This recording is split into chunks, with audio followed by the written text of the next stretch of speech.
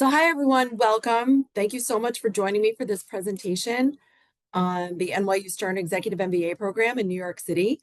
I'm Stephanie Milner. I'm a director on the EMBA admissions and marketing team, and I've been at Stern for 15 years. So I'll be happy to answer any questions after the formal presentation. We're going to be providing a lot of information tonight, which will last around 30 minutes, the presentation piece. But if you have other questions, feel free to add them to the Q&A. And I'll be happy to get to them at the end of the session. But hopefully I'll answer most of your questions today. My goal is to tell you what's unique about the NYU Stern Executive MBA program, provide key information about the program, and hopefully overall help you understand whether the Executive MBA program is a good fit for you.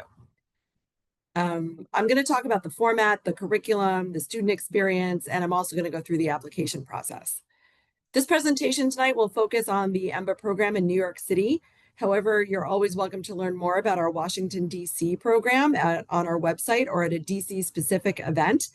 If you're considering other programs at Stern, like the full-time or the Langone part-time program, I would encourage you to visit their websites, and they have their own events, but tonight's focus is going to be on the EMBA program in New York City. So let's get started. I'm going to go ahead and share my screen, so just bear with me for a second.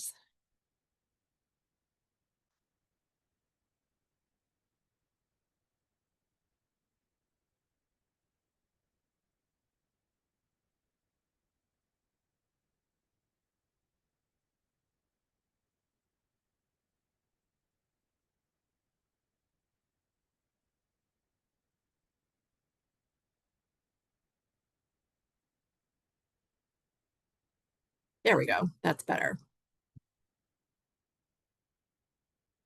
So there are 2 start terms each calendar year for the New York City program, one in January and one in August.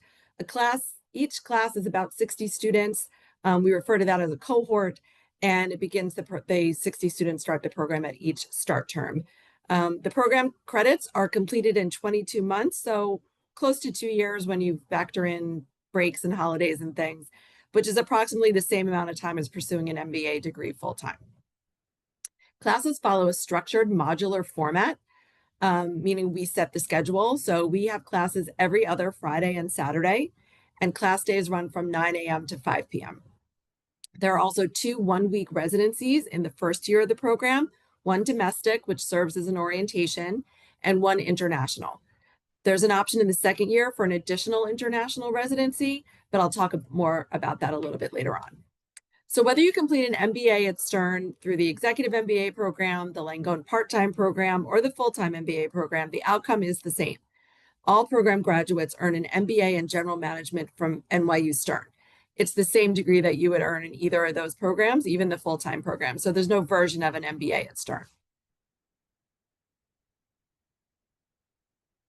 Academic excellence is the cornerstone of NYU Stern and the Executive MBA program. It's a lot of what Stern's worldwide reputation is based on. And our curriculum is designed to give you a strong foundation and also the opportunity to follow your own passions and interests. The core curriculum provides a strong foundation in all key areas of business administration, such as management, marketing, accounting, statistics, and strategy, to round out your skill set and prepare you for electives in year 2. The core curriculum is covered entirely in the first year of the program and taken with the full cohort that you start the program with. If you note on the core curriculum list, these are subject areas and key disciplines that will be studied in the core curriculum, but you can view the specific courses and their course descriptions on our website. In the second year of the program, we flip the script. Instead of dictating what courses you take, it's all electives. So you focus on that.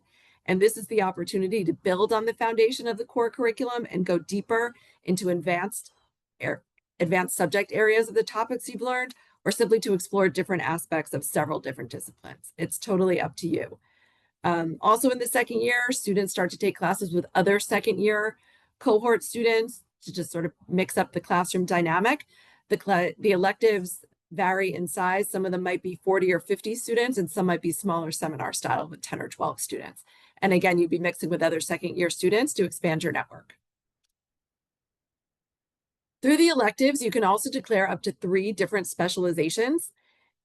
To declare a specialization, you need to earn 9 credits in that area of study. The list are a current list of our specializations, our most popular ones. We sometimes swap other things in and out depending on what electives are available. But again, the subjects are in the specializations rather are in key subject areas rather than industry focused, so they can be applied to almost any role in any industry. Your decision whether to pursue specializations is as flexible as what electives you choose. They're totally optional. As mentioned, you can do up to 3. You could figure out at the beginning, I want to get a specialization and choose electives accordingly. You could start to pursue an area that's interesting for you and declare a specialization in the end because you realize that you've earned the credits. So there's no right or wrong way to do it. And our student support team will be there to help advise you. And I'll talk more about them later. So it's totally up to you. You can decide how to tailor your MBA to your career goals. I do want to point out that specializations don't tailor the degree the way a major or a concentration in undergrad might do, but they are specific designations that would appear in your transcript and can definitely be called out on a resume or on a LinkedIn profile, for example. And as mentioned, at the end of the program, all students achieve an MBA in general management from NYU Stern. Included in the core curriculum is the Global Immersion Experience, or it's our international residency, and that provides exposure to other global business centers. Each Global Immersion Experience, or a GIE as we like to call it, is a 4-credit course led by NYU Stern faculty. The first year trip is part of the core and required for all students. There's an option in year 2 to choose a second GIE as an elective, and that destination would be different from the year 1 place. And during each Global Immersion Experience, students explore the business culture of other dynamic markets by visiting sites and meeting representatives from key market industries, in finance and government, in banking institutions, in multinational corporations that have set up shop in those countries, sometimes more local businesses.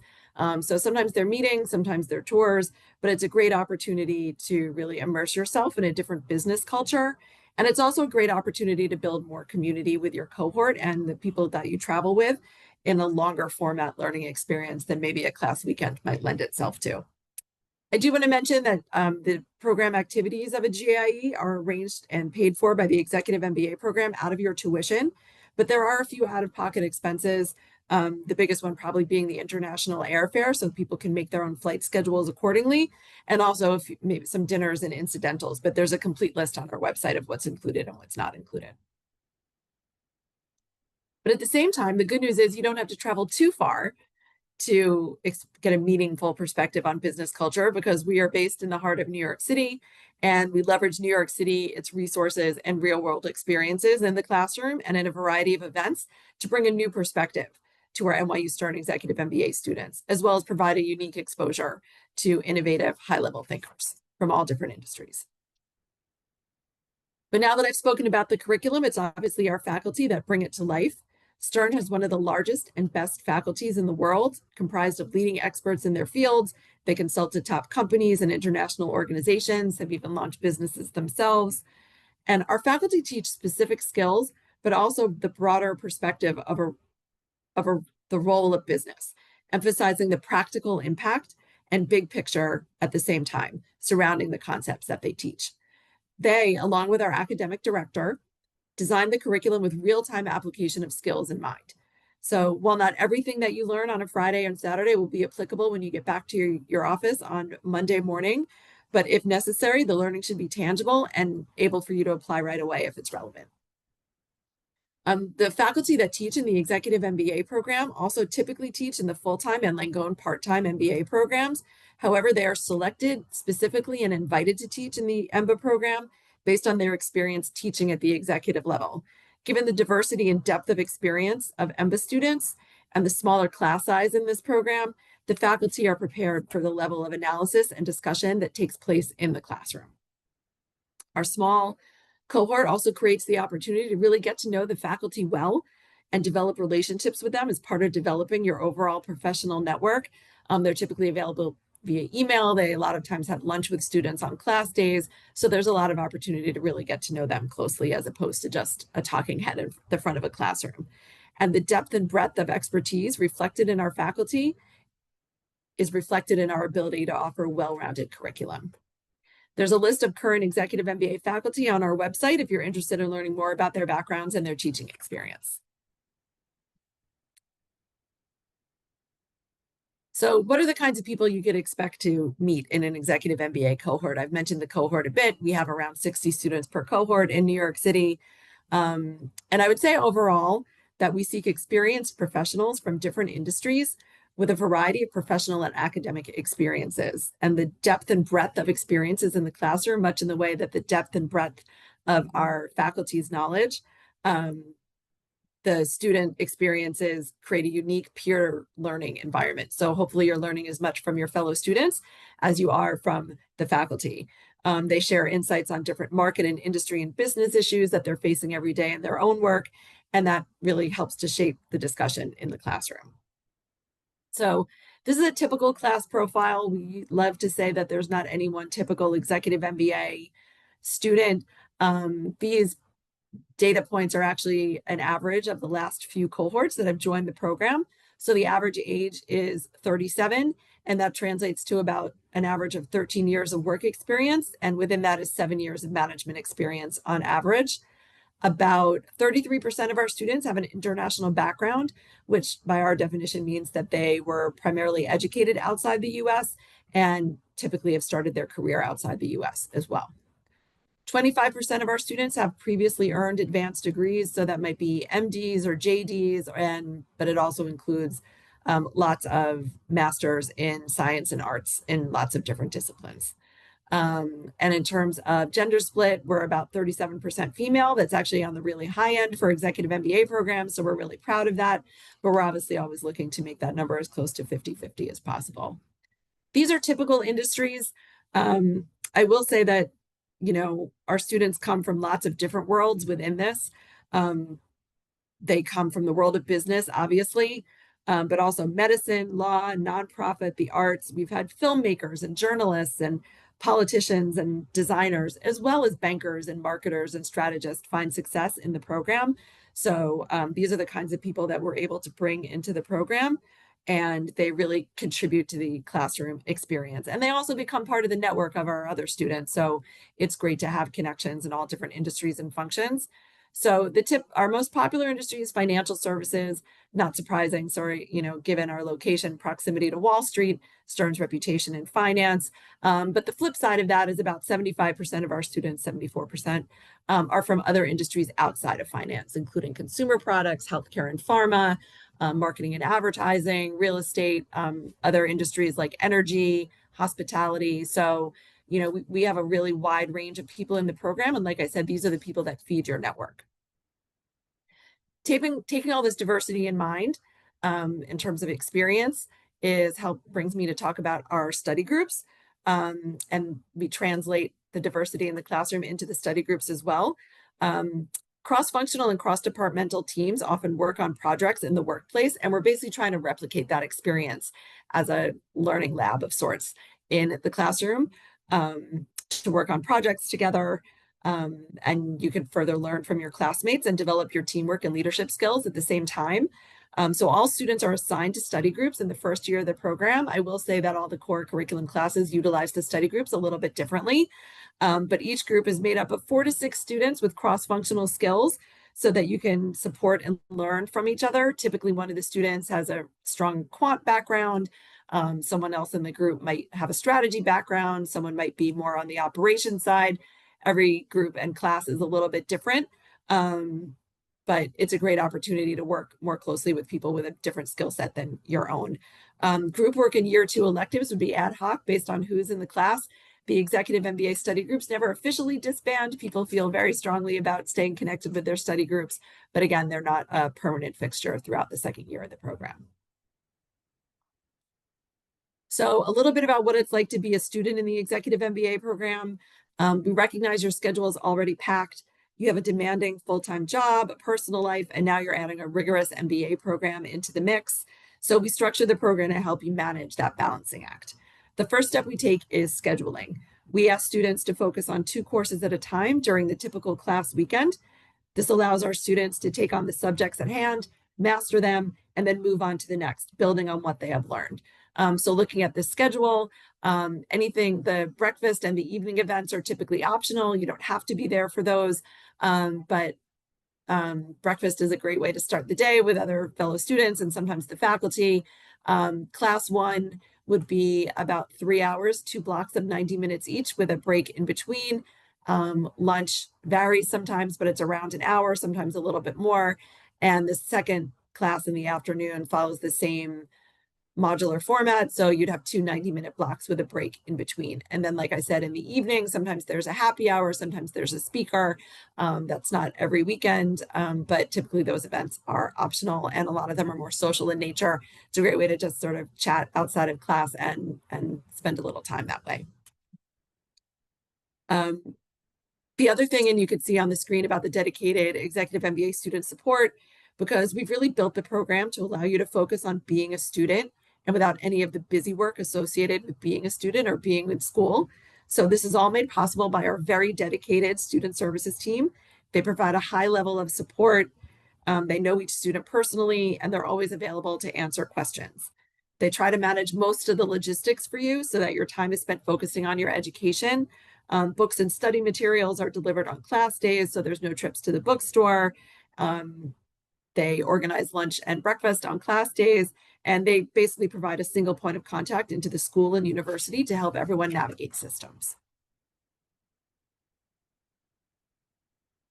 So students join the Executive MBA program, of course, to deepen their knowledge and business expertise, and really to arm themselves with the tools they need to take the next step in their career. So along those lines, I want to talk a little bit about the professional development resources we have available for Executive MBA students. They start as soon as people matriculate into the program by providing access to the working professionals team in the Stern Careers office. They're dedicated to helping Executive MBA students develop a long-term career plan. So whether you're aiming to advance within your industry or transition careers or start a new business, the working professionals team coaches serve as partners to help you identify your professional goals, fine-tune your resume, hone your interview skills, develop your pitch, utilize your network, and much more. They offer a range of online resources and tools as well that you can access 24/7 via the Executive MBA Career Resource Hub, where they have self-assessment tools, company research, templates for resumes, different ways to prepare yourself for interviews and things like that. And like I said, the access to that career coaching with the working professionals team starts from day one when students matriculate into the Executive MBA program and continues for the long term as a benefit to all graduates of Stern. So maybe it's not a change or a pivot you're looking to make in the 2 years people attend the program. You can always come back the next year, 5 years, however many years later, and utilize their services. Like I said, their core offering is really one-to-one coaching based on your needs and aspirations, but also there are workshops and events programmed into the student schedule. They cover a wide range of professional development topics, including pivot perspectives, meaning, people who switched career, what did that entail? What does that look like? How to develop your personal brand and advancing your career towards board service, just as an example of some recent events. We include some of them as lunch and learns, which, as they sound, take place on class days during lunch.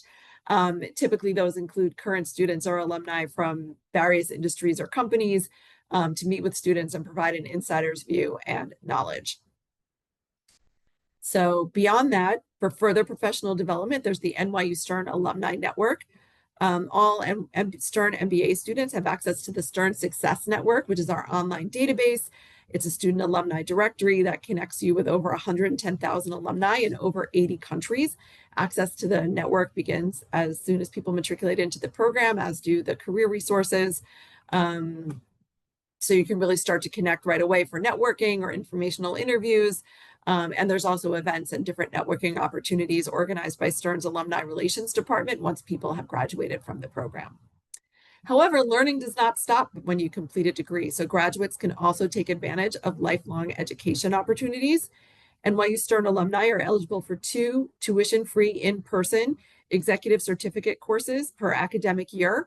So if there's a class you didn't get to take, or there was maybe a faculty member that you didn't get a chance to be exposed to, or maybe something new has come up in your career that you're like, whoa, I wish I could use more information about that. Those certificate programs are a great way to fill in those gaps. And there's also a 50% discount on additional courses and also a 50% discount on online certificate programs as well. So there's a lot of opportunities to continue your education. So you're immersed in the program for 22 months, but you will join a community that will support you for a lifetime. So I want to talk a little bit about tuition. So tuition is currently $232,880. Sorry, it's a weird number to say out loud. That's for the academic year that started in August 2025 and will also be the tuition for the class starting in January 2026. Tuition includes many incidentals associated with the program. They're listed on the screen, such as books and materials for all the courses and most of the costs for residencies. Two line items I want to highlight. I did mention that breakfast and lunch are included on class days. It's another sort of nod to just making sure people don't have to run around. What am I going to have for lunch? How much time do I have? Where am I going to go? We take care of that. So we cater to both vegetarians and non-vegetarians. Meal times are a great time for casual conversation or even some work study time. There's also snacks and drinks available at break times. So no one goes hungry at Stern for sure. And we also, like I said, take the guesswork out of what's for lunch. The other thing I wanted to mention is our hotel accommodations policy. So we provide balance for our students who live a little bit further away from campus. So we provide accommodations on class weekends. Students who live a minimum of 40 miles away from their home address to the address of NYU Stern's street address in the city, which is 44 West 4th Street, are eligible up to 2 nights accommodation as a courtesy included in tuition. If you live at least 40 miles away and up to 79.99 miles, you get 1 night, so you'd be able to stay over the Friday. And if you live 80 or more miles away, we include accommodations on the Thursday night to be here for class on Friday and Friday night to be here for class on Saturday.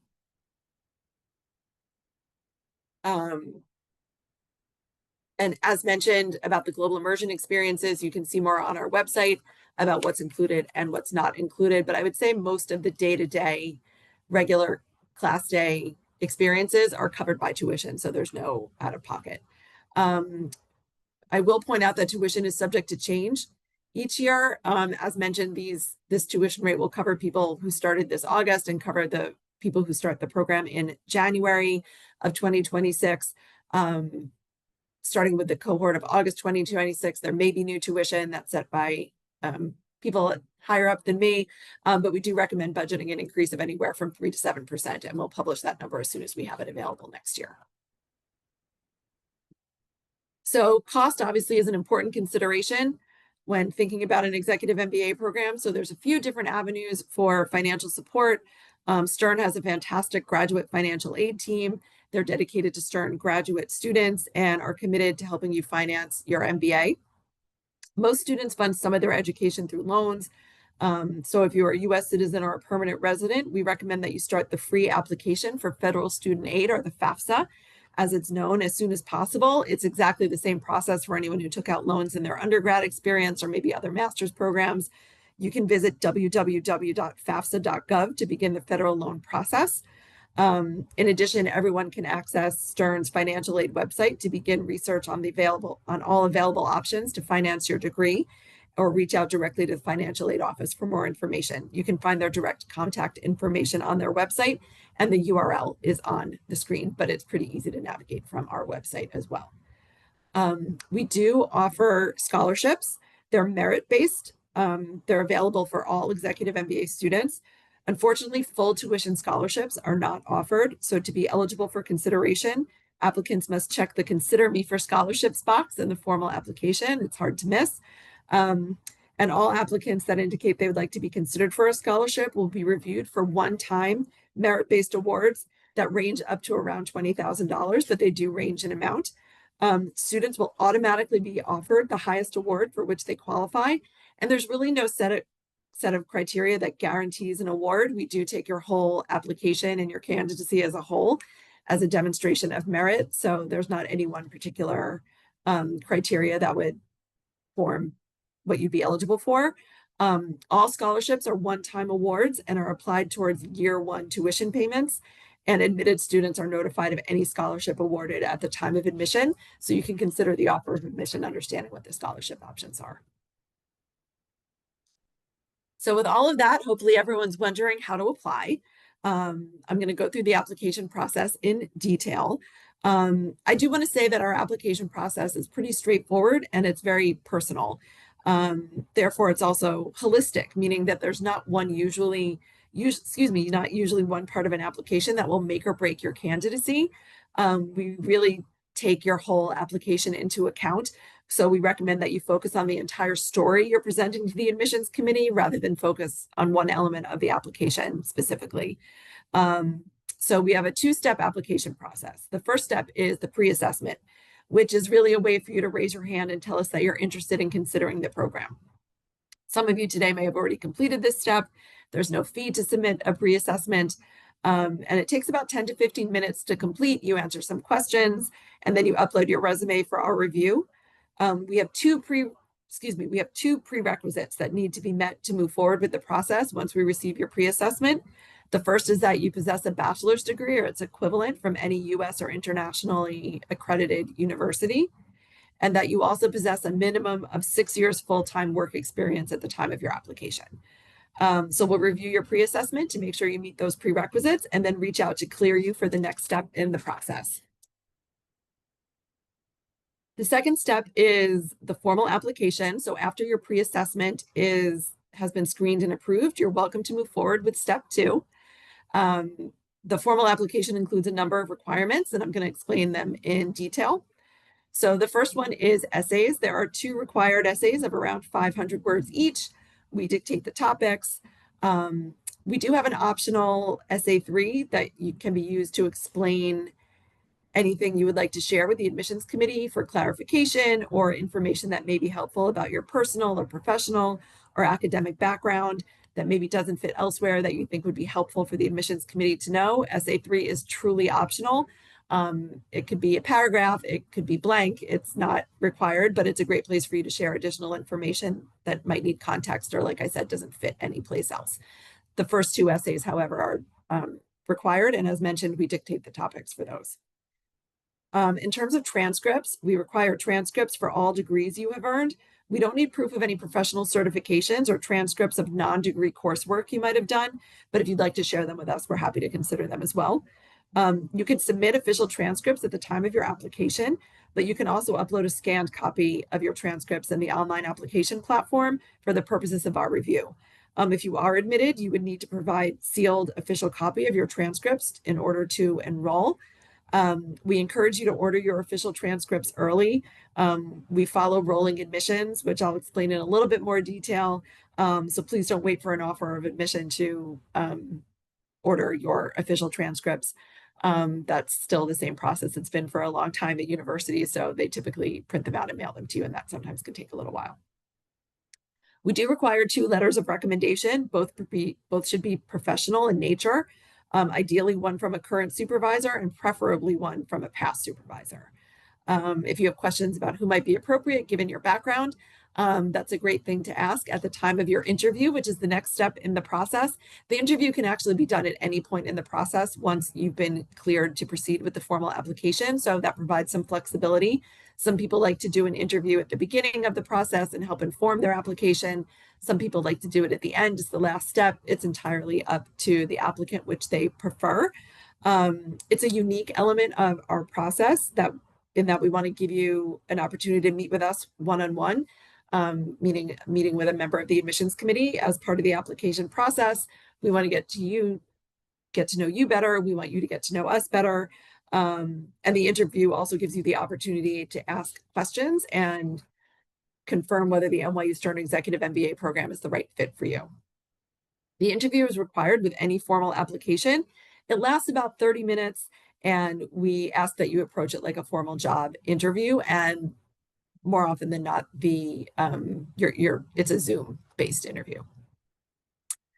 There's 2 optional parts of the application that I'd like to explain. One is a sponsorship form. Sometimes it's a helpful tool to use with your employer. You could print it out, and it basically just outlines the time commitment. So it's a great way to sort of say, here's when I'll be missing work, here's when I'm required to be at school. It's good to get everyone on the same page that way. They can also indicate on that form if they're providing any financial sponsorship. So there's two types of sponsorship. One is time sponsorship, which basically is an agreement between you and your employer that you'll be made available from work responsibilities to attend the required residencies, the global international experience, the global immersion experience, excuse me, and the orientation week, as well as regular Fridays, class weekends on typical work weeks. And then there's financial sponsorship, which is where your employer contributes to your degree. That's totally optional. That's not, we will not reject anyone for not having financial sponsorship from their employer. And we don't need proof or any information around what agreement you might have made with your employer around time sponsorship, whether it's just an outright release from work responsibilities, it's a compressed work week, or if you're using vacation days. We don't need any specifics around that, but we do ask you to indicate in the formal application that you have had those conversations. But again, if it's helpful to go through those conversations with a form and have something signed between you and your employer, that's definitely an option. The other thing that's optional are test scores. We do not require you to submit a GMAT or a GRE or an executive assessment score. If you have taken the test or you plan to take the test for other applications you might be considering, and you would like to submit your score because you think it's a good reflection of your academic skill, or maybe it provides a little more reflection of your academic skill versus previous transcripts we might be receiving, you're more than welcome to provide them to us, but they are not required. But please note, if you do submit your scores, they will be assessed. So you should check out your score before you submit them. And also, if you're unsure if a standardized test might help or hurt your application, that's another thing you could ask at the interview. That's always a good place to check in on that. The final thing is the application fee. It costs $175 to submit the application. However, as a thank you for joining me here today, you'll be receiving an application fee waiver via email after this is over. So you'll be able to apply for free. These are the application deadlines for each incoming class. We have 2 intakes per year of about 60 students each, which I mentioned. We encourage you to think about your schedule and your personal and professional life and choose the start term that works best for you. The class profile and all the curriculum, et cetera, that I've shared hold true between both the August start and the January start. So it's really just a question of which schedule works for you. And as I mentioned earlier, we offer rolling admissions throughout the year, which means that once your application is complete, you'll receive an email confirming we have everything we need, and you can expect a decision from us within 3 to 4 weeks of the receipt of that email, regardless of deadline date. So for example, our upcoming deadline for the January start is October 15th. If you had a completed application today, you'd receive a decision from us within 3 to 4 weeks of today. We wouldn't wait until October 15th to review your application. We do fill space in the class on a rolling basis, so we always encourage applicants to submit in advance of the deadline where possible. We will always continue to review every application and offer spots to people, but we do give priority. We'll keep rolling until the class is full, essentially, but we do give priority review to applications that are submitted by the deadline. That said, we do encourage you to submit an application when it's ready and you have your strongest possible application together rather than rush to meet a particular deadline. So I've given you a lot of information, but sometimes people have other questions and they're not sure what they want to do or they want to get in touch with us. We're always happy to help. So here's how to contact us. You can send us an email. You can call our office between 9 and 5 on weekdays. And obviously you can always check out our website. There's tons of information there as well. And if you don't already, you're welcome to follow us on most of the social media platforms. We do student profiles. We always talk about upcoming events. We'll share some insights about global immersion experiences and other things that are going on in the program. So it's a great way to get sort of more day in the life information about the program if you're interested. I'm going to jump to any questions we might have received. But that's the end of the formal presentation tonight. So if you need to jump off and continue your evening, I want to thank you so much for joining me. I would strongly encourage you to please take the next step and submit the free pre-assessment and let us start to get to know you. If you want to scan that QR code, that'll take you directly to our pre-assessment. But again, it's very easy to navigate to from our website as well. I also want to mention that we do have a Q&A event coming up via Zoom later in October. We'll be talking directly with our academic director, Maher Saeed. He's a professor in the program, and he works with all our faculty setting the curriculum and really has great insight into how important it is to get it right for our executive MBA students. So I think that's going to be a really great conversation. So you can sign up for that on our website as well. So we had a few questions. I'm actually going to stop screen sharing.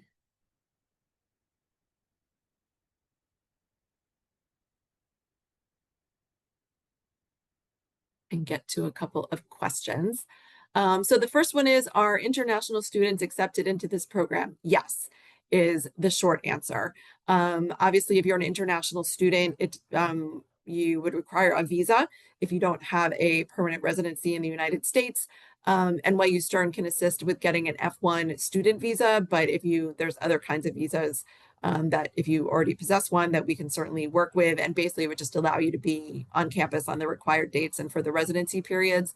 The tourist visa wouldn't really cover it, but if you have questions about that, there's information on our website, and you can also get more information from the Office of Global Services, or OGS. They have their own website, and that's an NYU entity, not just a Stern entity. The second question is about letters of recommendation. So we do prefer one current and one past supervisor, but as a contractor or new to your position, is it okay to do two previous supervisors? Yes, for sure. We've definitely had that experience come through, or sometimes maybe you have a new supervisor, you're not new to your job, but your supervisor is new to you, and you don't really want to ask someone who's worked with you for 6 weeks to write you a recommendation. So that's definitely fine with us. I would say either send an email. You could certainly mention it during your interview, or you can send an email to us, or like I said, just put a few sentences in the optional essay 3 just to explain why you don't have a recommendation from a current supervisor, but that's not unusual to us either. So that's totally fine as long as we have the context for it. Do you notify when the class is full and no longer has places? So we will post on our website. If people have applications in process or are waiting a decision from us and the class is full, we'll always reach out to people and let them know if you're actively in the application process. The great thing is about having rolling admissions is that we typically have more than one cohort available to submit applications to at any given time. So for example, and obviously not everyone has this flexibility, but if you were applying, for example, to the January cohort and the class became full and you had the flexibility to be considered for August, we would always reach out and ask first, but we could always typically consider an application for the next upcoming cohort as well. But otherwise, we typically post on our website when we stopped accepting active applications for a cohort. But like I said, if you're already in process, we would definitely let you know, and let you know any options that might exist to be considered for a different cohort. Are there opportunities to visit campus to sit in on an actual MBA lecture? Yes, you can actually visit. You can sign up on our website. You have to submit a pre-assessment first and be cleared to proceed with the formal application before signing up for a class visit. We offer them almost every class weekend. Like, we typically don't offer them the first class weekend of a semester as people are getting up to speed on things, etc. But you can come for a morning or afternoon session on a Friday or Saturday when class is in session. You'll be greeted by student ambassadors. You'll sit in on a class. You can actively participate in the class sometimes. So it's a real day in the life type experience. So you can definitely look for that on our website. And like I said, after you submit a pre-assessment, you'd be eligible to sign up for one. We can't, unfortunately, accommodate all requests for specific classes or specific faculty. It depends what's being offered on that class day, but we can always try, but it's typically we typically just assign people based on space availability. Oh, and here's a question about how many students took a standardized test, such as the executive assessment, as part of their application. That's a good question. I would say that the big answer is that I don't know how many people took the executive assessment, because not everyone submits it to us. So they might have taken the test for other applications, but because it's optional for us and they didn't know if it would help or hurt maybe, or just didn't want to spend the time to do it, they didn't submit it to us. But on average, I would say that fewer than 20% of our applicants submit a standardized test. And I would say 20% would be a lot of, of people that do that.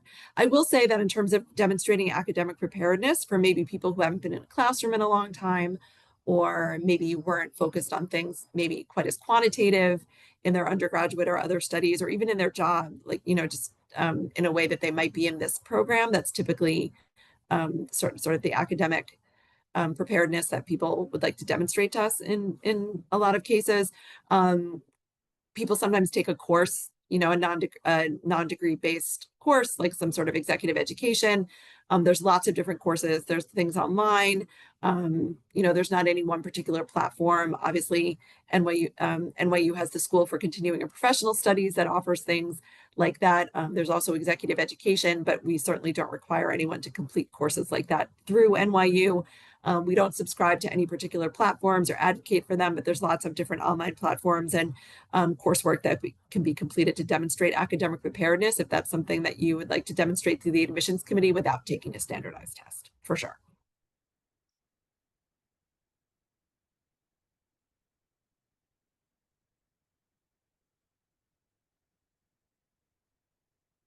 Um, in terms of the 6 years, sorry, this is a long question. I was just reading it before I answered. The 6-year professional experience requirement has to be met at the time of application. We can be sort of flexible. It depends how far off from the 6 years, I'd say, but as long as you have 6 years at the start of the program, if you're sort of on the cusp and you're looking to apply, a few months from now and you're going to cross that threshold or just be at that threshold, I would say we look at that on a case-by-case basis. There's for students, for applicants, I'm sorry, that have fewer than 6 years of work experience, there's other programs to consider at Stern. So we do really try and stick to our minimum, but I would say that if you're sort of on the cusp and you'll be at the 6-year mark by the time the program would start, if you were to be accepted and attend the program, I would say that wouldn't exclude you from being accepted to the program. But I would say, again, that it's probably on a case-by-case basis, depending on each person's sort of background and career at that time. Again, there's another question about the GMAT. No. So I would say that not submitting a GMAT and not submitting a standardized score, as I mentioned, fewer than 20% of our students, and I would say that's an average. Sometimes we get, I would say 20%, like I said, is a lot. So no, we take a close look at your work experience and transcripts, obviously to demonstrate academic preparedness for the program. So if we had questions beyond that, we would certainly reach out to you. The admissions committee would certainly get in touch with you to get more clarification, but there's no downside in not submitting a standardized test score because it's not required. It's fully optional. Here's a question. If you're a Maryland resident, we can expect. Oh, good question. So admissions for the Washington, D.C. Executive MBA program, our NYU Stern EMBA program in D.C., are totally separate from the admissions for the New York program. So if you are a Maryland resident, which without looking at Google Maps, I would estimate is certainly more than 80 miles away, you can expect accommodation in New York City, but we don't have interchangeable options with Washington, D.C. So if you start in New York, you're in the New York program. If you start in D.C., you're in the D.C. program. That said, D.C. students do come to New York a couple of times throughout their tenure to come to campus and network with, take classes here and network with New York students. And in that case, DC students would get accommodation in New York that weekend. But again, if you apply to New York, everything that's considered about you is based on being in New York, regardless of where you're from, and the same goes for DC. I hope that makes sense. Another question about letter of recommendation. Does it have to be? No, it doesn't have to be from a previous supervisor. That's just context we give to people. One really absolutely should be from a direct supervisor, except in the situation I mentioned a few moments ago, where maybe your direct supervisor isn't really in the best position to evaluate you because they're new to you or you're new to the job. But yes, a direct supervisor and a further higher up the line manager is totally fine, for sure.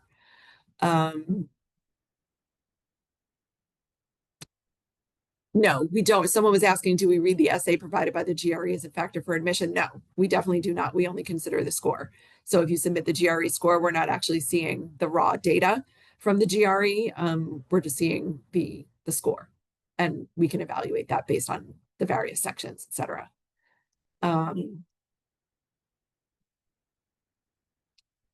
Yeah, so here's a question about international transcripts. I do want to mention we definitely get a lot of applicants from outside the US, or certainly those who are educated outside the US. We are very familiar with getting mark sheets.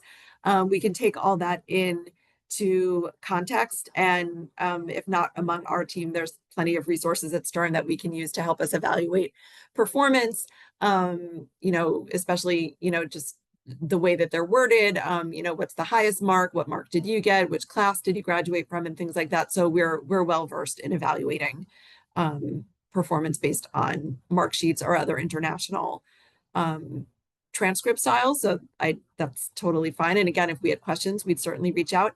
I will point out that if your transcripts do not happen to be in English, we do require to receive a translated English copy because we can't account for that.